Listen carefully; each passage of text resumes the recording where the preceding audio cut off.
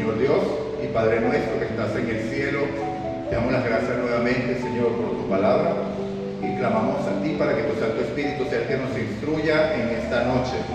Lo pedimos en el nombre de Jesús. Amén y amén.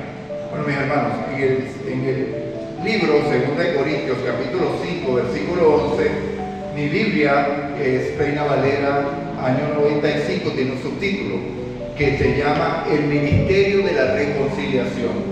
¿En la suya también lo tiene? La tuya lo tiene.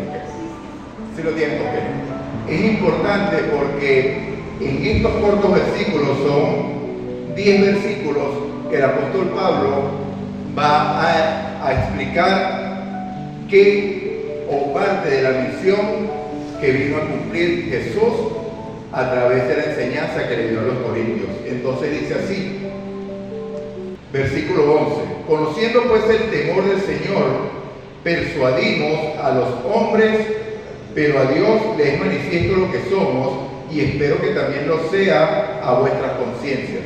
¿Sí pueden entender lo que el apóstol Pablo quiere decir allí? Miren que en la oración acabamos de decir que se hemos guiado por el Espíritu Santo, ¿cierto? Para que cuando Dios actúe, le sea manifiesto lo que somos. Cuando nosotros nos presentamos como Tomás, como Jafer, como Marina, como Amparo, tenemos un nombre, ¿verdad? Un nombre de pila. Pero también nosotros tenemos un nombre que hemos adquirido, o que un llamado que hemos recibido, ¿cierto? Que es cristiano. ¿Okay? Entonces, cuando nosotros decidimos tomar ese nombre diciendo que creímos en Cristo, debemos actuar ¿como quién? Como Cristo. Como Cristo actúa, ¿cierto?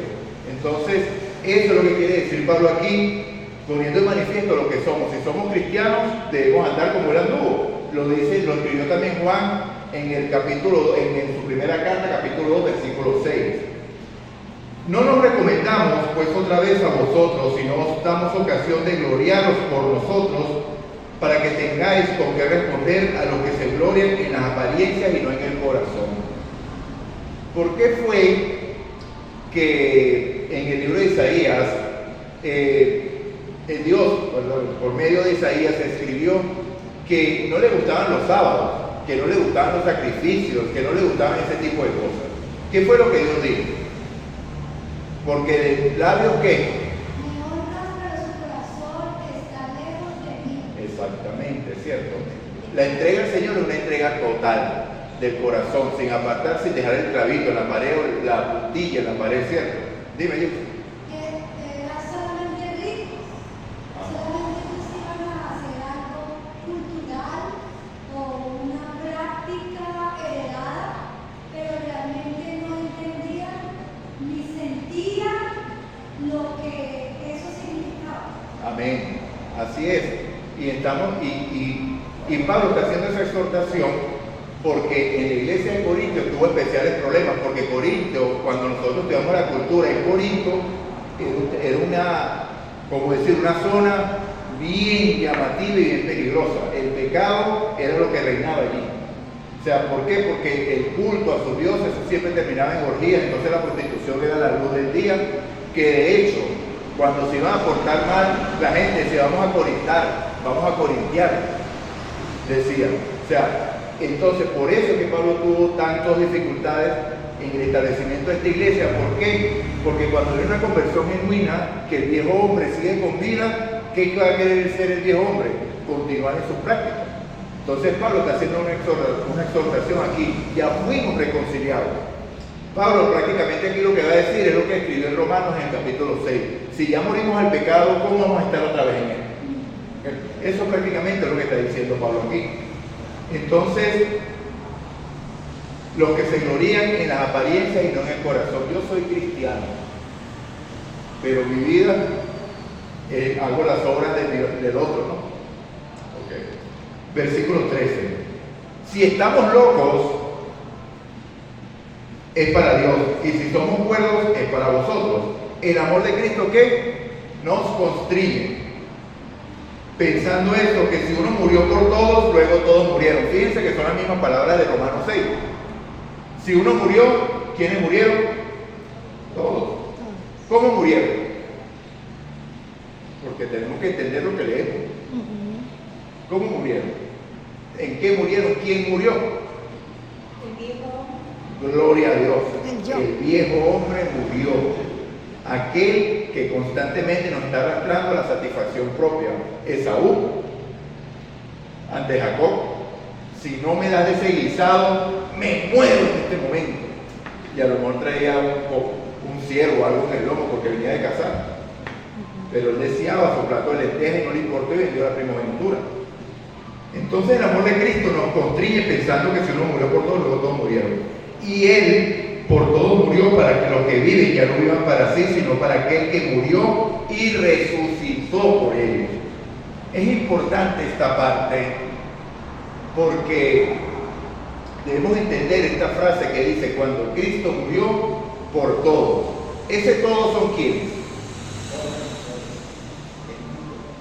Gloria a Dios. El mundo entero. Exactamente. No hay un pecado por el cual Cristo no haya pagado. Y esto no es una indulgencia, porque se puede entender como una indulgencia. No, yo puedo pecar porque ya Cristo pagó. No. ¿Qué quiere decir eso? Que todos los pecados que han sido cometidos y son cometidos hoy por el mundo, ya Cristo pagó por ellos en la cruz. Pero que el perdón de esos pecados está sujeto a aceptar a Cristo como Salvador. Es decir, hay un cheque que solo cobro si voy a dónde? Al banco. O sea, porque yo puedo tener 10.000 millones de pesos aquí metidos en el bolsillo de un cheque, pero mientras lo tengo aquí, ¿qué es? Un papel. Pero cuando lo hago efectivo, ¿qué es? Dinero en efectivo. Y así, bueno, y esto es una comparación que lo debería haber puesto, comparar la gracia de Cristo con esto, ¿no? Porque aquello es terrible y esto es sano. Entonces, bueno, mi hermano, versículo 16. De manera que nosotros de aquí en adelante a nadie conocemos según la carne, y si aún a Cristo conocimos según la carne, ya no lo conocimos así. ¿En qué parte está leyendo? Estoy leyendo 2 Corintios capítulo 5. 2 Corintios capítulo 5. Sí. Pero usted dijo el 13, pero No. 5 era el versículo 13 del 5. Entonces, miren, fíjense. El versículo 16 dice, de manera que nosotros de aquí en adelante a nadie conocemos según la carne. ahora sí. Y aún así, y aún si a Cristo conocimos según la carne, ya no lo conocemos así. ¿A qué se refiere Pablo con esto? Porque este versículo parece difícil de entender. Porque ¿cómo que conocimos a Cristo según la carne si Cristo siempre anduvo en el Espíritu? ¿Quién era el que andaba en la carne? ¿Cristo o nosotros? Nosotros. Exactamente. A Cristo lo conocimos andando en la carne, pero ya no lo conocemos así, porque ya andamos ¿en qué? En el Espíritu, y ya podemos entender las cosas espirituales.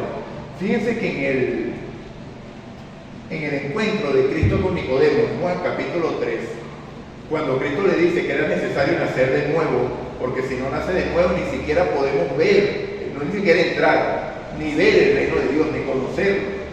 Entonces Nicodemo discutió con él, y cuando deseamos el deseado de toda la gente, vemos que esa pregunta de que como un hombre viejo entra al vientre de su madre era una pregunta para burlarse de Jesús, no era una pregunta genuina.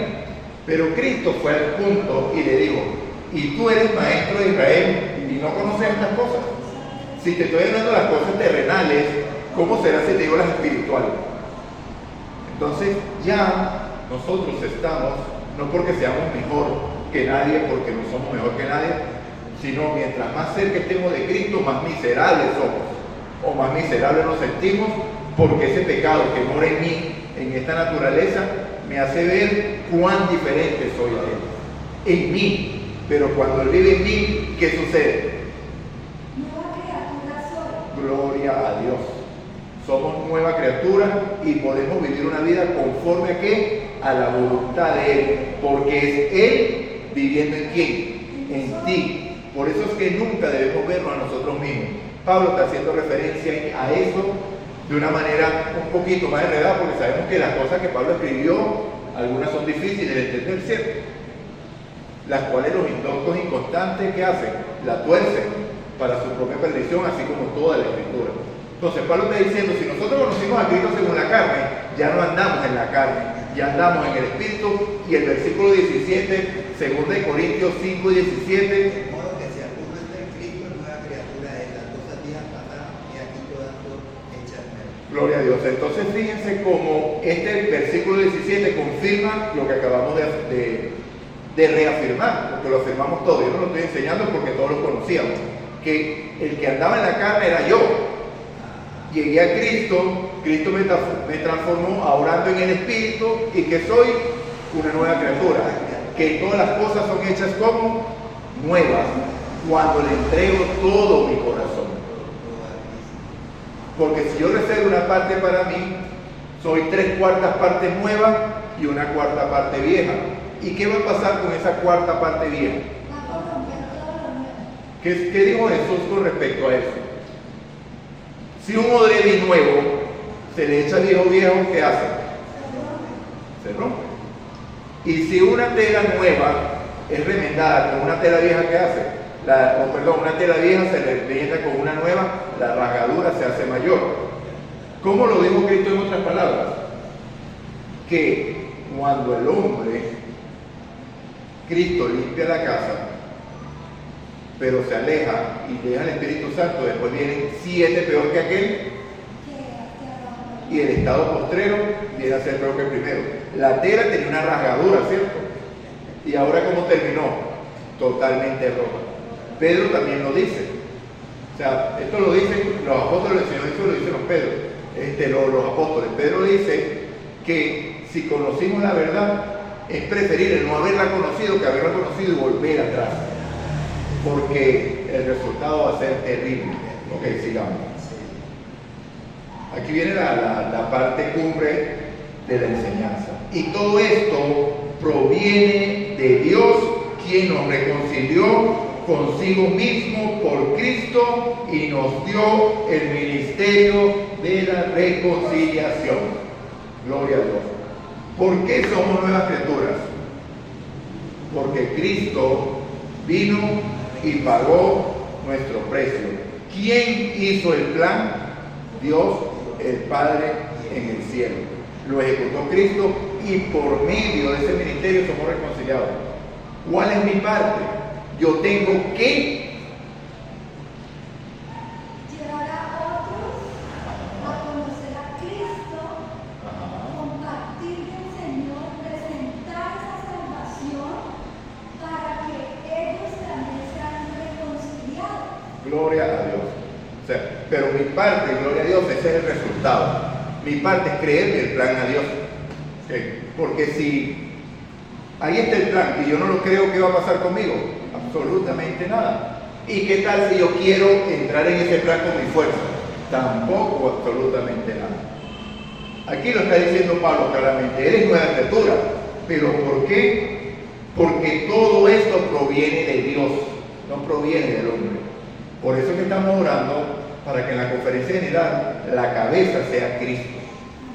Para que cualquier plan de hombre sea estorbado y para que se manifieste su gloria, porque vienen tiempos difíciles, estamos en tiempos solemnes y como le decía a los hermanos al principio, cuidado si esta no es la última conferencia general de la iglesia. O sea, porque Cristo está como, ya lo dijiste, a las puertas. Seguimos para concluir. 19. Dios estaba en Cristo reconciliando consigo mismo al mundo, no tomándoles en cuenta a los hombres sus pecados, y nos encargó a nosotros la palabra de la reconciliación, lo que tú acabas de decir bien. Nos encargó a nosotros ¿qué? O sea, llevar esta maravillosa obra de Dios ¿a dónde? A toda nación, tribu, lengua y pueblo. Así que somos embajadores en nombre de Cristo, como si Dios rogara por medio de nosotros, os rogamos en nombre de Cristo, reconciliados con Dios. Porque al que no conoció el pecado, Por nosotros lo hizo pecado, para que nosotros seamos justicia de Dios en él. Gloria a Dios. Entonces, mis amados, os rogamos en nombre de Cristo, reconciliados en Dios. Este llamado no es para las puertas de afuera. Este llamado es de las puertas hacia adentro. Pablo está hablando a la iglesia. ¿Ok? Le entregó el ministerio y ¿quién es lo que tenían que reconciliarse con Dios? Yo. Acepte el plan de Dios. Deje que Dios haga en usted lo que Él quiera hacer.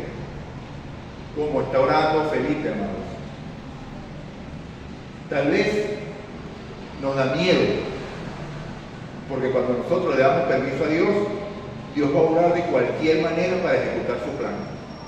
Pero cualquier plan que Dios ejecute en su vida es mejor que los planes suyos. Eso sí se lo garantizo. Sea lo que sea, como sea. ¿Por qué? Porque tenemos una maravillosa promesa que es mucho mejor que los sufrimientos presentes, no son comparados con la gloria futura. Y esa gloria futura no está representada en una Canaán celestial ni nada de eso, porque yo sé que nuestro corazón anhela encontrarse con Jesús. Ese es nuestro anhelo. No las calles de oro, nada de eso. Gloria a Dios, eso va a ser excelente y bonito, pero nada como estar con Cristo. Unido y verlo y abrazarlo y estar con Él y escucharlo. Bueno, entonces, mis hermanos, esta pequeña reflexión, reconciliados con Dios y llevar adelante el ministerio de la reconciliación. Así como lo explicó Jeffer, Dios lo usó, lo dijo de manera magistral allí, la gloria sea del Señor. No te lo reveló carne ni sangre, sino el Espíritu de Dios que habló, que nosotros somos los encargados de llevar ese ministerio a la humanidad entera. ¿Y cómo se logra eso? Como lo hizo Cristo, por medio del servicio. Ya lo hemos dicho muchas veces aquí. El método de Cristo es un método de amor en acción, no de palabras. Porque nosotros vamos y predicamos a alguien y esa palabra puede caer en saco roto. Pero un acto de amor, nadie cuerdo lo rechaza. Un loco lo puede rechazar, pero nadie cuerdo rechaza un acto de amor. Puede rechazar mi palabra y decirme, hermanito, pero que yo le lleve un abrazo, no lo van a rechazar. Entonces, mi hermano, Dios nos bendiga, Dios nos guarde. Vamos a orar para concluir. Oh Señor Dios y Padre nuestro que estás en el cielo, alabado y glorificado sea tu nombre. Te damos las gracias, mi Dios, una vez más, por tu bondad, por tu misericordia, porque tú, sin tener que venir a hacerlo, enviaste a tu Hijo a morir por nosotros. Gracias, oh Padre, porque no hay manera de expresar gratitud por tal acto, mucho menos manera de pagar tal acto, así que solamente nos rendimos a ti y te decimos, creemos, oh Dios, creemos en ti, queremos que tú seas la guía de nuestros pasos, que tú seas el Rey y Señor de nuestras vidas. La honra y la gloria sea para ti. Te pido por esta iglesia, por los planes misioneros, por los motivos de oración que ya dijimos. Nuevamente mañana vamos a estar orando por la conferencia general para que tu gloria se manifieste en ese lugar, Señor. Deseamos ver tu gloria manifiesta en tu pueblo, Señor. Así que la gloria es tuya, llévanos a casa con bien, límpianos de toda maldad junto al perdón de nuestros pecados. Lo decimos en el nombre de Jesús. Amén y amén.